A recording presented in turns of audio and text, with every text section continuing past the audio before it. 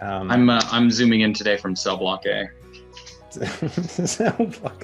It does look like a cell block. See, this is what happens when we go on lockdown. So we're on, in case so you're not here, so we're on the 5th day of our newest lockdown. So I get to sit in my garage with this wonderful background. David just still gets to go into the office with his beautiful hardwood mahogany bookcases. That's fake. It's all fake. It's just a green Smells screen. of leather.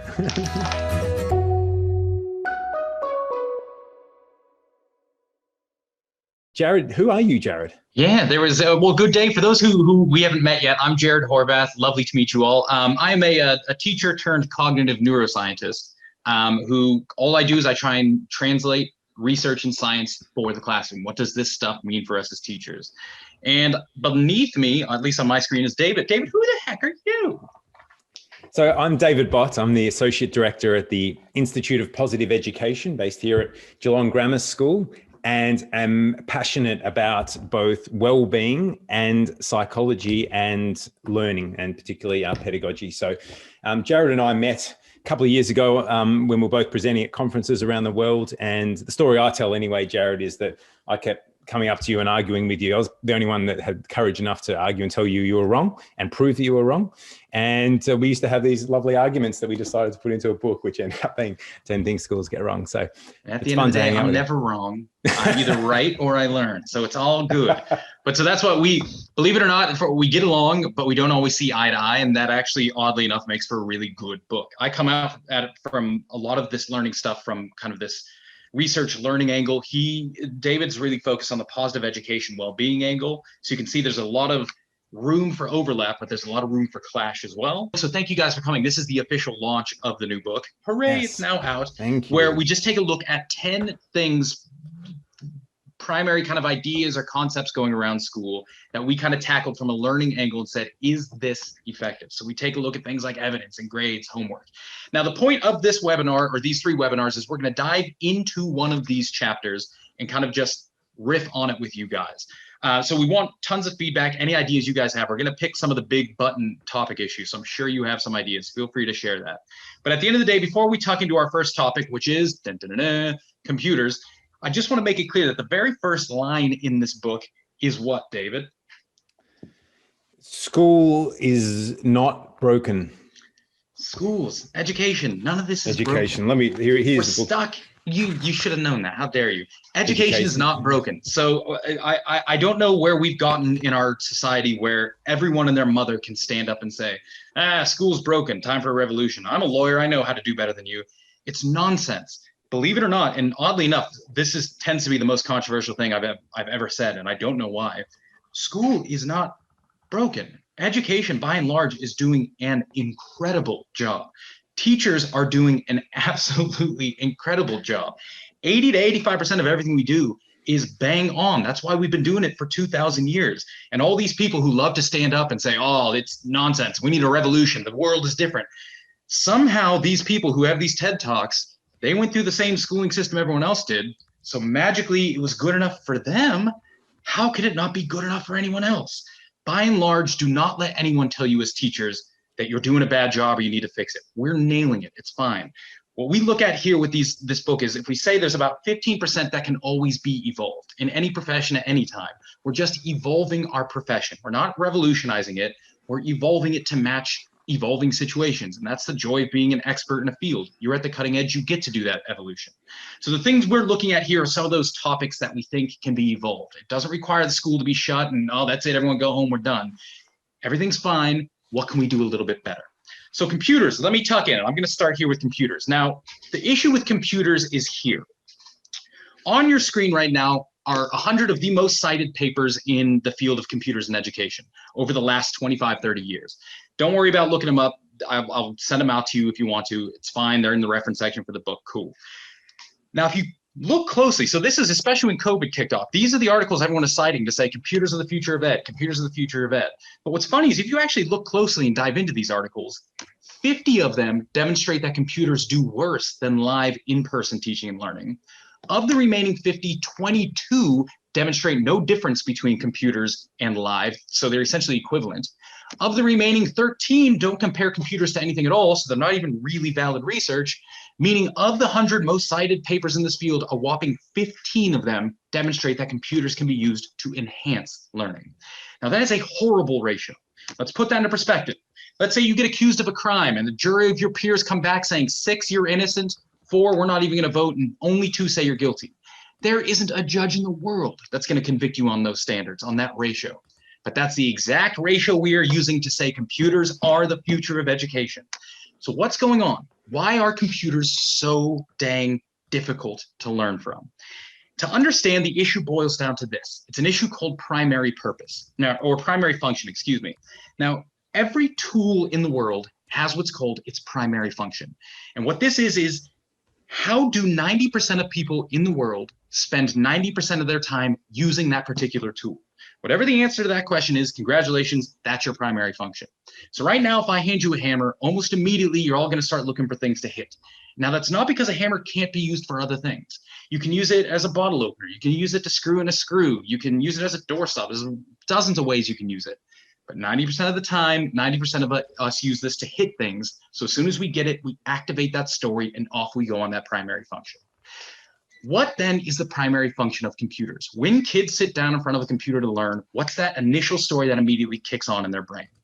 To understand, let's break it down. How do kids spend their time using computers? So these values are for teens and tweens, so between the ages of 8 and 18 per week. Here we go. They use computers for 10 hours, 45 minutes to play video games, watching TV, movies, video clips, YouTube, 10 hours, scrolling social media, 8 hours, 15 minutes, listening to music, 7 hours, 30 minutes, doing homework, 3 hours, 30 minutes. Hey, schoolwork, 2 hours. Hey, reading for pleasure, 1 hour, 15 minutes, creating actual content, 1 hour, writing for pleasure, a whopping 15 minutes. And in case you're curious, a lot of these values are done in tandem in a multitask format. So like I'm listening to music while doing my homework or surfing social media while watching a show. But let's extrapolate this now. Assuming that school is only in session for 180 days a year, when you add all this up, that means kids spend on average 200 hours on a computer learning. That's wonderful. Until you recognize that they spend over 2,000 hours using that same exact device to passively consume rapidly switching media content. How do 90% of people spend 90% of their time using a tool? Ladies and gentlemen, we just found our primary function. The reason why computers are so difficult to learn from is because kids spend so much more time on this tool using it for a different purpose that when we swing in and say, now I want you to learn on it, we've got this massive hurdle we've got to overcome. It's the same thing. I always liken it to this. Sit a bunch of alcoholics around a jug of beer and tell them, I want you to use that beer to learn about buoyancy. Now, there's nothing about beer that says you can't use it to learn about buoyancy. If I never had a beer, sweet, I'm in and I'm learning. But everyone around that table has a different story about what beer should be used for, and it ain't about buoyancy. So even if we manage to avoid drinking it, I guarantee you almost no one's learned a thing about buoyancy. We've learned a lot about self-control and stopping, but we just selected the wrong tool. So it's important to remember when people are arguing about computers in education, nobody is saying that you can't use a computer. Literally any tool can be used for learning.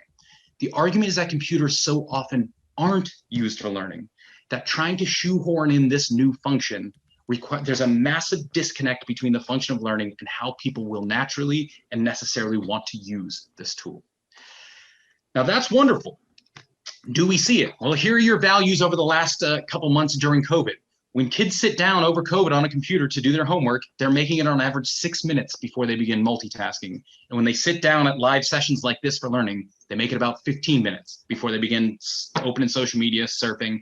That's it. That's our window on this tool. Kids can make it 6 to 15 minutes before they lose it, go back to that primary function and say, hey, I'm just going to tab out and open as many things as I can. Problem, we're stuck using computers, especially right now during COVID. David and I, we've been digital during this lockdown. We were all last year. It's just part and parcel. So if we're stuck using a computer, recognizing that it's not, the primary function of it isn't learning, how can we do things better? Make it a little easier to learn from a computer. Now, I've already done a webinar where I've outlined 6 considerations, and I don't want to rehash those in case any of you have seen that. So I'm just going to put up a link, and I'll make sure I put that in the chat function. So if you want to watch a video on 6 primary things we can do to help boost learning on computers, that's for you. But I just didn't want to bore anyone if you've already seen that.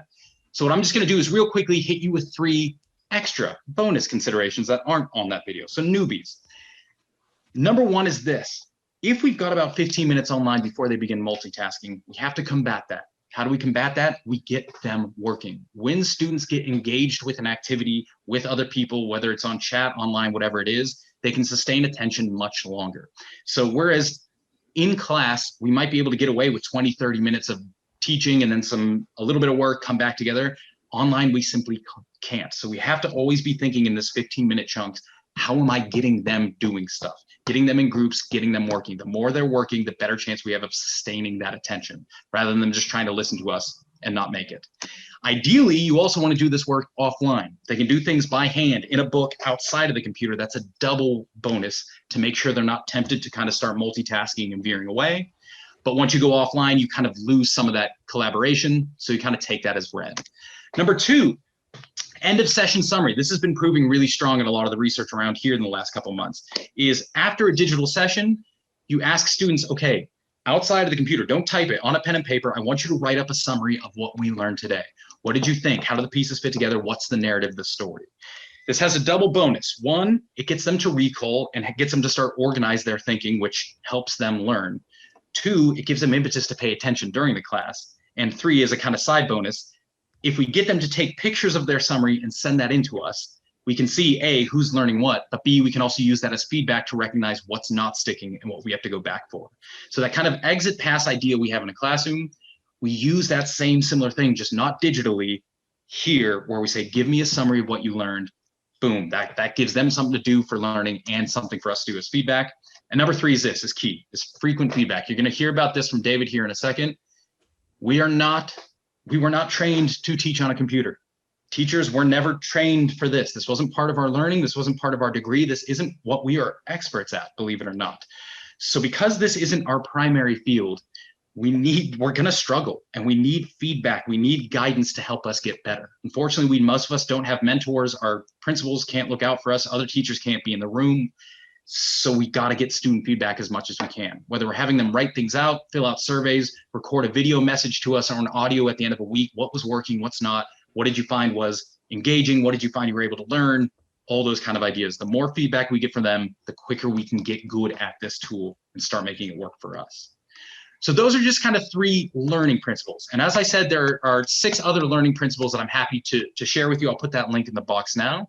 But now I'm going to hand over to David, who's going to look at well-being principles that we might be able to use online. So David? So my expertise is in student and teacher well-being.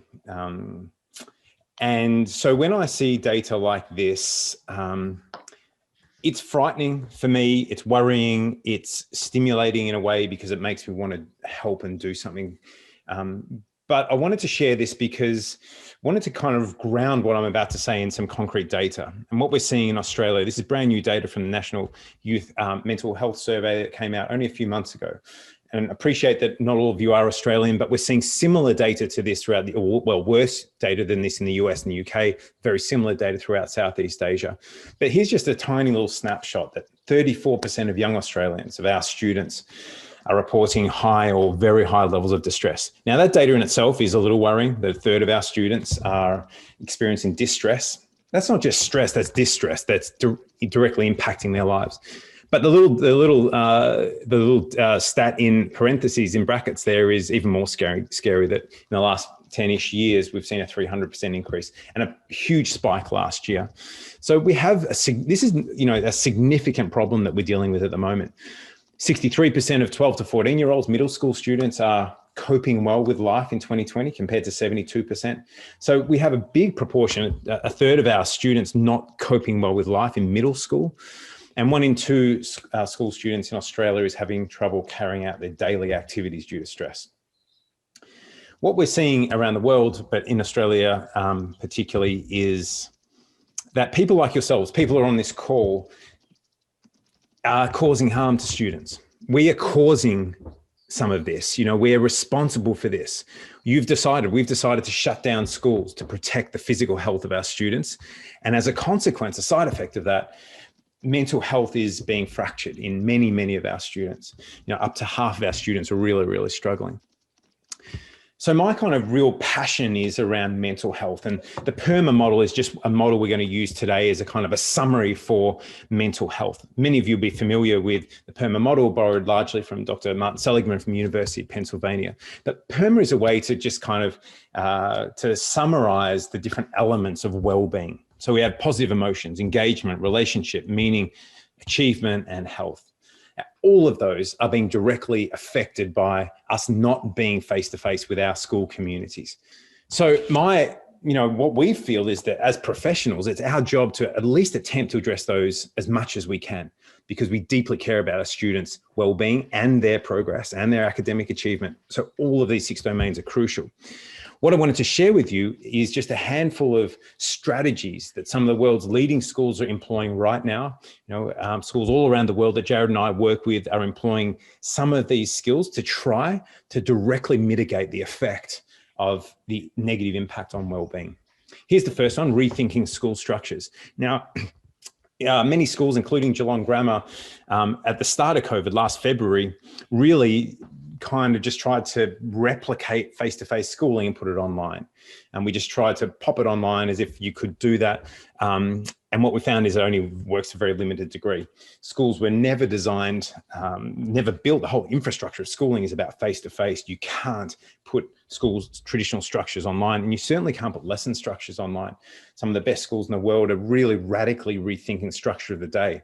Like, why does school have to start at 8:30 in the morning and finish at 3:30? Can we run night school? Why do we have 20 kids in a class? Why not 3 or 5 kids in a class? Why is a teacher teaching 1 to 20? Is that the right ratio?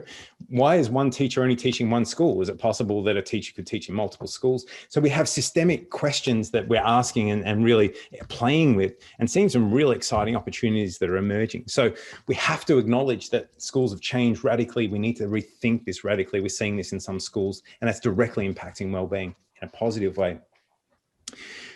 This is crucial as well: increased investment in teacher training. The teacher matters more than ever right now. Now, technology and computers have been amazing at least allowing us to continue schooling. 20, 30 years ago, schooling would have stopped dead. But luckily, we have this technology that allows us to do remote learning. But the teacher matters more than ever. And what we're seeing in a huge study just published by McKinsey is that these are the 3 variables that most impact how successful online learning is, apart from major socioeconomic variables. So if you forget about socioeconomic variables for a moment, these are the 3 variables that most impact whether your remote learning will be successful or not: quality of instruction, home support, degree of engagement. Now, home support, there's not a lot that we can do. We can try to support our parents, but quality of instruction, degree of engagement, there's a massive role for the teacher there. And they are pivotal variables that we are in control of. But teachers weren't trained, as Jared said, for this skill. We're doing a completely new practice. What teachers are doing in this different modality is a different sport. We're playing a different game. And I love this. I don't know if you've seen Roger Federer. He's my favorite. I'm a huge sport fanatic, but Roger Federer is one of the world's best tennis players, obviously. But a few years ago, about 10 years ago, Rolex invited Roger Federer to go and play royal tennis, which is very similar to normal tennis. But real tennis is more royal tennis. Real tennis is the kind of the precursor to modern day tennis. And it's played indoors, and it's kind of sloping roofs and a different net, different ball. Roger Federer could hardly hit the ball. There's some cool footage you can find on YouTube of Roger Federer unable to play this very similar sport because his skills from normal tennis, modern day tennis, didn't transfer to a very similar sport. And we're finding the same with teachers. We cannot just expect teachers to take their expertise from one context and apply it to a different modality without deeply supporting them. We need to really almost retrain teachers for this different sport, this different game. Some schools are doing this really effectively as well. We love this concept of unbundling the role of the teacher. If you think about what teachers do, they don't really teach most of the time. They do this stuff. They have to be a content specialist, disciplinarian, quasi-parent, confident assessor, curriculum design, bureaucrat, data analyst, mental health screener, sports coach, marketing. This is what we do. Geelong Grammar is about to have our open day here where we kind of liaise with parents. We chat with parents. We're kind of doing market. Like, this is what teachers do, right? And online, this doesn't work because teachers are being stretched their limits. It's what we're seeing, and I think the most exciting schools in the world is the unbundling of the role of the teacher. Let teachers teach. Let other people be bureaucrats. Let other people do the marketing, the accounting, manage budgets. Let teachers teach.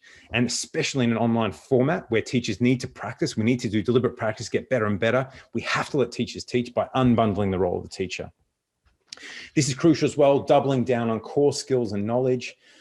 Really, there's a lot of hype at the moment about this kind of skills taxonomy stuff, about developing future-oriented skills and coding and stuff. But what we're seeing during the COVID, during the lockdown, is that fundamental skills are being lost. And coding is awesome, like amazing thing, but you can never learn to code if you can't learn to read. And so in a time where we're being compressed for capacity, we have to be doubling down on core skills, core knowledge to build these fundamental skills. And the last thing I wanted to share is this one. And I love that we're seeing this schools around Melbourne, Australia, and internationally as well, is an acceleration of what was already emerging. You know, this was a trend that we were seeing already, a move to mastery-based assessment rather than performance-based or traditional ranking-based assessment. Mastery-based assessment is where each child is being constantly assessed as they continue to grow. They're not compared to anyone else. They're not trying to hit some A grade at the end of the year. They're constantly growing. They're constantly getting feedback in an individualized way. So Jared and I, one of our chapters is on assessment or grades, the problem with grades. We have real problems with grading. It's such a ridiculous concept. There's no evidence really that there's any benefit at all.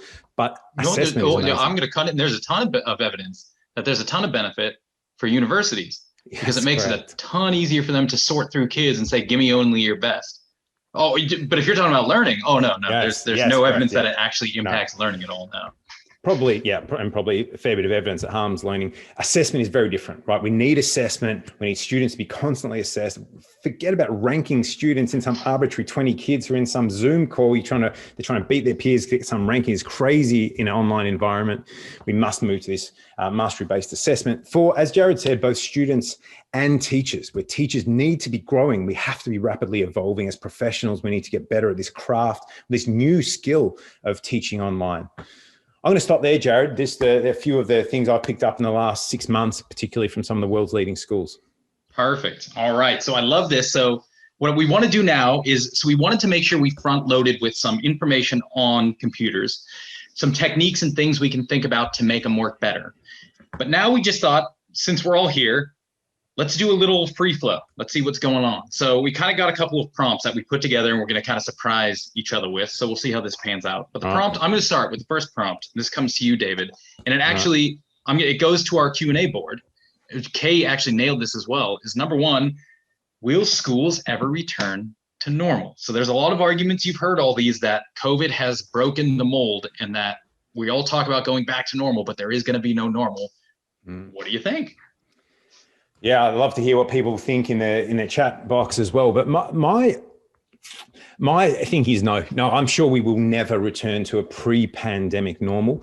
I'm actually excited about this, Jared. I don't know if you are, but I think what I've seen is a willingness for schools to think differently, to think outside the box. We've been forced to do it in some ways. Some schools have done it faster than others, but I think we're going to come back post-pandemic with a much more agile environment in schooling.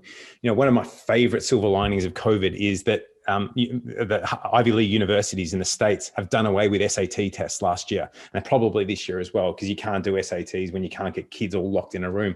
In the UK, GCSEs, it looks like they're quickly being dismantled as well. I love that there's this challenge to the status quo where people are asking questions, could we do school better? So I think that is going to be the lasting change. Schools are going to change, but the big impact will be a willingness to think differently. And I think you've hit on a thing, and I think Lewis was talking about it over here too, is all the excitement over the change in education is coming from essentially mindset shifts and breaks in different patterns. The one thing I've never really heard, or I can't see being argued very well, is that the change that we're going to see post-COVID is going to be computer-based learning. And I think that's an important distinction to make, is there are going to be some people out there that think because of COVID, we're now going to move to a more digital system, a more agile digital system. And if people think that's going to be the case, all you got to do is say, look at the last year of data. It hasn't worked out well. Why in God's green earth would we assume that this is going to be the new normal when we see if we can get them back in the classrooms, they're going to learn better? So my hope is that all the changes post-COVID are in those bigger issues, like we're saying, what is the evolution we can make in terms of grades, maybe in terms of how we interact with our kids, in terms of connecting with our students, not so much in terms of, hey, everyone, we got Zoom now, so stay home, enjoy yourself, and we're just going to learn from home. Can I show you, Jared, while you mention it, I want to show this slide as well. This is one of the negative elements you're talking about of computers. This slide comes from McKinsey as well. It's kind of a brand new piece of data that's just been released showing the impact on learning, or the negative impact on learning caused by COVID. In the blue dots are schools with greater than 50% white students. The black dots are schools with greater than 50% students of color. And what you see there is that if you take that top row, the reading of the K-5 average reading, so it's kindergarten students through to grade 5, the white students in the US in that sort of 8-month period, they achieved 90% of their normal reading skills. Even though they were a lot online, they still achieved up to about 90% on average of their normal reading capacity. The students in schools of color only achieve 77%. And if you go down the ranking there, or go down that graph there, you get to the grade 5 math scores, where students of color only achieve 37% of their normal learning capacity during the COVID period when they're online. And so what you're seeing is not only is there a huge discrepancy between diverse populations, but a widening of the gap. And so students in these more wealthy populations are getting, they're struggling online, but they're not struggling as much. The students from less privileged areas, the gap is even widening more and more and more, which is the exact opposite of what computers promised. 20 years ago, it wasn't. It was all about closing the gap. But what we're seeing is the exact opposite. That's it. That is what and if there's anything to love about this graph, there's absolutely nothing to love about it, and that opens a ton more questions. But what I love is what you just hit is one of the biggest arguments for the inclusion of tech. And I'm going to make it absolutely clear to everyone here, for those of you who don't know me, the older I get, the more I'm recognizing that I'm a Luddite. I find very little benefit from computers. I use it all the time. I use my cell phone all the time, and I hate myself for it. And I hate when my wife does it. My dog hates. Anytime I pull out my phone, my dog bites my ankle.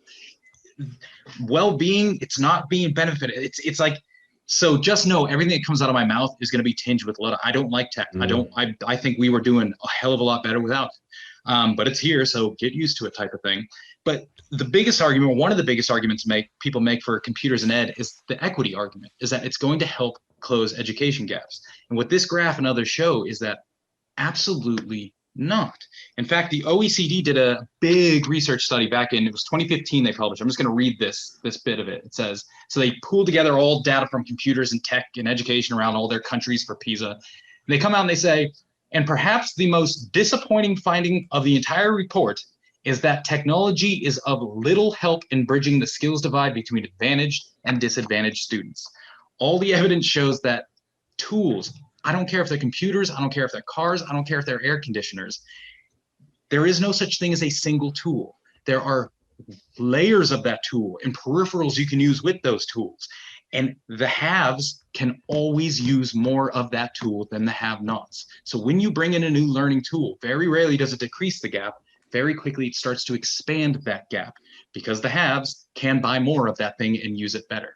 So this entire argument that computers are going to help equalize everything, I'd love to see the data on that, but we just haven't found it yet. And in fact, the data we have found shows it's the complete opposite, and that is important. Let me just give you one. I'll give you one example, Jared, because I agree in general. But I will give you one example where it has worked, and it's only an isolated example. But I was just reading this today. This organization called Imagine Worldwide has just done a random controlled study. It was only a relatively small study in Rwanda with a group of students, and they're using a technology that doesn't depend on the internet. It's kind of an iPad-based, kind of a preloaded iPad, where students who have never had access to technology are able to access these preloaded iPads.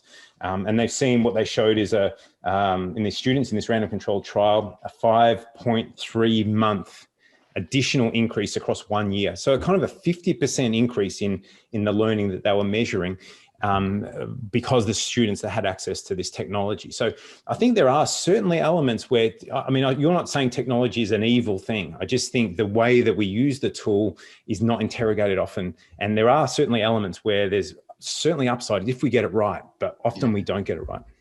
And I think I just want to point out before we go to the next, I think we have time for one more provocation. Oh gosh, I was reading, there's a good comment on the comment sheet that, did you all hear that motorcycle? That's the joy of doing Zoom from the garage. Well, I apologize, I can't pull it out, but somebody made a good point that any changes that come post-COVID are going to have to be after we analyze the data from COVID. We can't be doing any of this pre-hoc. It felt right. It felt good. Let's let this all simmer. Let's let this all settle in. It seems like it's going to go for another year. By the end of this second year, we're going to have, this is like the best accidental social experiment we could have ever had. Let's take a look at the data and use that to drive our future decisions. Yeah. Thanks. And there's some great comments and some questions coming in as well. Please make sure you pop any questions. We'll have a few minutes at the end to answer those questions. So a comment from Jean-Marie. I work at a university, and despite the statistics, many of my colleagues are talking about hybrid learning as the new normal. Kind of, they're saying, despite all this, that's sort of what universities are going down. I'm gonna jump in on that one. Sorry, that does my head in. So I work at University of Melbourne, or I do research there now. I don't teach there anymore for reasons you probably can guess. But they've always, for the last like 6-7 years, they've been talking, we're gonna go digital, we're gonna go digital, we're gonna go digital. We kept coming back saying digital's not working. COVID was the best thing that ever happened to them, because now they're 100% digital. Screw you all, we're all online. And when you ask them, you say, guys, this isn't the best way to learn. Their response is, we don't care. Because believe it or not, as a university, we're not here for education. We're here for research and profit. Yeah. They flat out will tell you it's okay so long as we keep getting kids paying tuition. And that's where you start to see that, wait a second, universities, and I hate this concept, aren't educational institutions. They're not there for learning. They're essentially businesses and research institutions at this point, which cool, trippy. We just got to make sure K through 12 never makes that next step and says, you know what's more important than learning? Quiz scores or money. Once we hit that stage, we're gonna cross a threshold, which hopefully we'll never get to. But university, that's what does my head in with uni. We're fine doing bad teaching and learning so long as we make money. Okay. Quite a few people agreeing with you on the chat there, Jared. Exactly. Universities are not for learning. Thank you, Jared. A comment from Melanie, who said we've been using tools such as Google Jamboards to allow children to add ideas and continue in dialogue. So I think there's certainly elements where technology at its best does pretty cool things if we can get teachers to train on their skills, to refine their skills in the use of this technology. It is here to stay, and we need to get better at it. And we need to, I keep asking the question that you keep asking, Jared, is be aware that this is a tool. What is the underlying worldview of this tool? How are we using it? Should we be using it? But know that it is a tool, and therefore it is value laden. But we got to really, also we have to be embracing the possibilities at their best, I think so. Can I make another point? Sorry, this is what happens when the brain gets going. Meg makes a great point in the comments over here. She says, I think by and large, teachers are getting that openness to change, say, okay, let's change some things. Yeah. But through the pandemic, they're also losing the bandwidth, especially the emotional, she says, and well-being bandwidth to actually pull these things through. Yeah. And this is one of the trippiest things about the COVID is it opens up a lot of doors, but I wouldn't expect to see most things change simply because change requires a lot of effort and energy, cognitively especially. Anytime a human being is under prolonged stress, your ability to tap into that secondary resource and actually make these changes drops significantly, to the point where when you're in stress for say 5, 6, 7 days, prolonged stress, we think you might actually never be able to really access that. You're kind of, that learning machinery turns off until you exit the stressor. And then the brain says, you're safe now, cool, now we can go about our business. So we're gonna have a lot of talk over the next couple of years or months while COVID is still going on. But the trick is going to be exactly when we get back, will we be able to maintain that momentum? Yeah. Actually still have that same mindset. Or once we get back, will we feel calm, relaxed, and be like, well, shoot, I feel good. Now I'm just going to keep doing what I always do. Yeah. No, I love that. And I loved you kind of the inherent link you were talking about between emotions, between psychology, well-being, and learning. And they're so intertwined. And I think that's why you and me love having these discussions. I think probably if I can leave one thought about this is that I think the best teachers in the world that I'm seeing are choreographing their lessons their teaching with well-being in mind. Like they're being so intentional. And I think that's the difference that I'm seeing between rubbish teaching, good teaching, amazing online teaching is the intentionality in this use of this new modality. So the best teachers are saying, well, I'm going to be online for 30 minutes on a Zoom call. Let me choreograph the emotional experience. Let me choreograph the sense of purpose or let me choreograph like intentionally designing lessons. And I think well-designed intentional lessons online can be equally, maybe sometimes more powerful for some students in some situations. So it's all about intentionality of the choreographing would be my last thought on that point. And that's what you think. And I'll chime in because Kieran makes a good point, is you've got to remember that computers, nobody has ever argued that computers can't be used for learning. When they're used correctly, they can be an incredible tool. But when used correctly, this metal cup can be an incredible tool for learning. When used correctly, my eyeglasses case can be an incredible. A tool is a tool is a tool. When used correctly, anything can be a powerful learning tool. The trick is to recognize when students access that tool, will they use it in the correct way? And this is a big thing worth kind of pointing out is this was one of our provocations, and I hate, do we have time if I just jump in real quick on one thing? No, but go riff. We won't put it up, but you go. There's a real incredible blame the victim mentality when it comes to technology in education. So these developers come up with these tools, these schools buy these computers, and then learning and stuff doesn't enhance. So what's the argument? Not that, maybe we got to rethink our use of these tools. It's, hey, you guys are using these tools wrong. Go back to school and learn how to use this tool better. That is blaming the victim. The trick you have to recognize with tools is the intention of the designer, the intention of the developer of a tool is irrelevant. It doesn't matter. The guy who invented the cubicles thought that they would help health and make businesses work more efficiently. He didn't know they were going to be used for monolithic insanity and just blocking people away and just upping productivity. The dude who invented the TV banned it from his household. He invented it because he wanted to spread world culture. He had no clue it was going to be used just to sell products. But it doesn't matter. When you invent a tool, you might have all the best intentions in the world. Whether or not the users are actually going to use it in that way is a totally different thing. So to come out and say, hey, computers are fine, we just need to learn to use them better. That's a valid argument, but the counter argument to that is why? If I already have techniques that I know work well, why would I have to learn how to use a tool better? COVID is our best answer for why, is we're stuck using it. But outside of COVIDville, why would I force myself to learn how to make a tool effective when it's so much easier to just ditch the tool and choose something that I know I can use effectively with my students? And the only argument anyone can ever give you is because computers exist. Yeah, that's right. Because computers are ubiquitous. They're the future, so you better learn how to teach on them. That argument makes no sense to me. That is the biggest for all the people who argue at teachers and education for not using evidence. These are the same people who come and say you need to use computers when there is striking evidence that they don't work because we've already lost the battle with computers. If computers only existed in schools, I'm sorry, I told you I'm a Luddite. Go back, and Neil Postman was talking about this with television sets. Everyone thought television would, well, Farnsworth especially thought it would revolutionize education. Get a TV in every room, kids can learn easier. Cool. That would have worked if TVs only existed in schools. But really quickly, more TVs started to exist outside of schools than in, and the primary function shifted outside of classrooms. And now we have this hurdle where we're trying to use an outsider tool inside the classroom and it doesn't work. Same thing with computers. If they only existed in the classroom, my God, they'd be brilliant. But there are so many more and so much more frequently used outside of the classroom that we're trying to take an outsider's tool. We've already lost it. It is no longer an educational tool. The chalkboard, the whiteboard, the overhead projector, compasses, rulers, these are educational tools that never really hit it big in the outside. So they continue to work as educational tools. But anytime we lose the battle to the real world with a tool in terms of numbers, we now have a hurdle that we have to think, is it worth jumping over that hurdle? Love it, Jared. Thank you. I'm going to buy you a mobile phone one day and teach you how to use an iPhone. You'll enjoy it. There's some nice parts of technology, but or you can just stick with your rulers and your grey lead pencils. But either way, it's been a lot of fun. Thank you for Melanie's comment about synchronous and asynchronous learning. We wanted to get there. We just couldn't cover that today. There's a million things we'd love to share with you, but also mindful of your time as well.